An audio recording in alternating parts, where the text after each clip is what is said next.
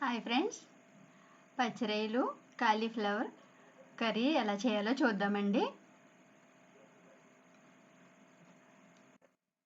ఇదిగోండి, కాలీఫ్లవర్ ఇలా శుభ్రం చేసుకొని ఇలా పువ్వుల్లా కోసుకోవాలి. ఇలాగా బాగా పొట్టుగా చేయకూడదు. ఇలా పువ్వులా ఇరుచుకొని కొంచెం గోరువెచ్చని నీటిలో వేసుకొని కడిగేసుకోవాలి. ఇదిగోండి, ఉల్లిపాయలు, పచ్చిమిరకాయలు, కొత్తిమీర, ఇదిగోండి పచ్చిరొయ్యలు శుభ్రం చేసి పెట్టాము. ఉల్లిపాయలండి, కాలీఫ్లవర్ని ఇలా మన పువ్వుల్లాగా కట్ చేసుకొని గోరువెచ్చని నీటిలో వేసుకొని కడుక్కోవాలండి. ఇప్పుడు బాండి పెట్టి ఇందులో ఆయిల్ వేసుకోవాలి.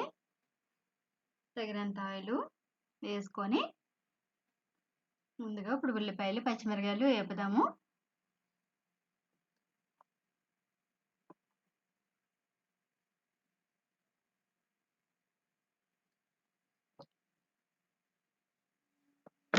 ఇలా ఒక నిమిషం నూనె అంతా పట్టేలా కలిపేసుకున్నాక ఒక స్పూన్ పసుపు వేద్దాము. చిన్న స్పూన్ పసుపు అండి.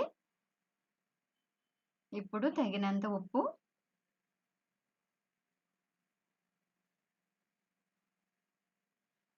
వేసుకొని బాగా కలుపుదాము. బాగా ఉల్లిపాయలు బాగా వేగపోవాలి.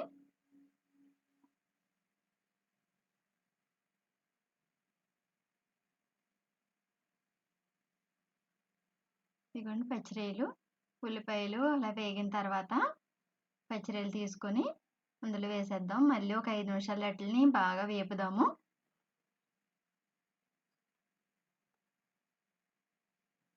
ఇట్లా కలర్ మారే వరకు వేపుకోవాలి.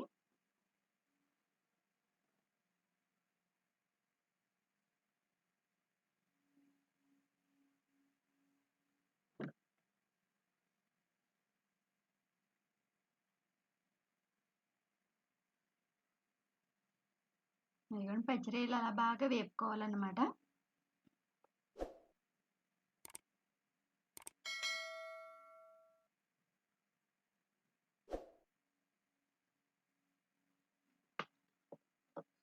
ఇప్పుడు కారం అండి, ఒక స్పూన్నర కారం. 5 నిమిషాలు వేపిన తర్వాత ఒక స్పూన్నర కారం వేసుకోవాలి. ఒక స్పూన్ వేసి ఇంకా అర స్పూను మళ్ళీ కారం అనమాట వేసుకొని అంతా బాగా పట్టేలాగా బాగా కలుపుకోవాలి. అన్నిటి బాగా కలిసేలాగా వేపుకోవాలి. అలాగా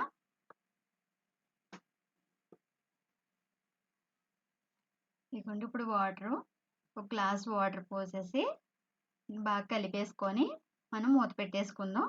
మళ్ళీ ఒక 5 నిమిషాలు తర్వాత తీసి చూసుకుందాం. ఇంకోటి అలా తెరులుతుంది కదా ఎసరు. ఇప్పుడు మన క్యాబేజీ శుభ్రం చేసి పెట్టుకున్నాం కదండి, అది పైన వేసేద్దాము. అది ముందుగానే వేసి వేపితే బాగా మెత్తబడిపోయి అన్నిటితో పాటు కలిసిపోయి బాగా పేస్ట్ లాగా అయిపోతాయండి. అలా అవ్వకుండా ఇలా ఉండాలంటే ఇలా 5 నిమిషాలు నీళ్ళు తెరిలిన తర్వాత ఎసరు అప్పుడు వేసుకోవాలి పైన. మళ్ళీ మూత పెట్టేసుకుందాం. ఇప్పుడు మళ్ళీ మూత తీసి చూసుకొని ఒకసారి కలుపుకుందాము. నచ్చితే లైక్ చేయండి ఫ్రెండ్స్, సబ్స్క్రైబ్ చేసుకోండి. మన ప్రియా ఫుడ్ ఛానల్ని ఆదరించండి ఫ్రెండ్స్. ఇదిగోండి, ఇప్పుడు మళ్ళీ మూత తీసి చూసుకొని కొంచెం దగ్గర పడుతుంది కదా, కొంచెం అల్లం వెల్లుల్లిపాయ పేస్టు, అల్లం వెల్లుల్లిపాయ, జీలకర్ర, గసగసాలు, లవంగ మొగ్గ, దాల్చిన చెక్క అన్నీ కలిపి నూరిన పేస్ట్ అండి. ఇగురికి అదే బాగుంటుంది.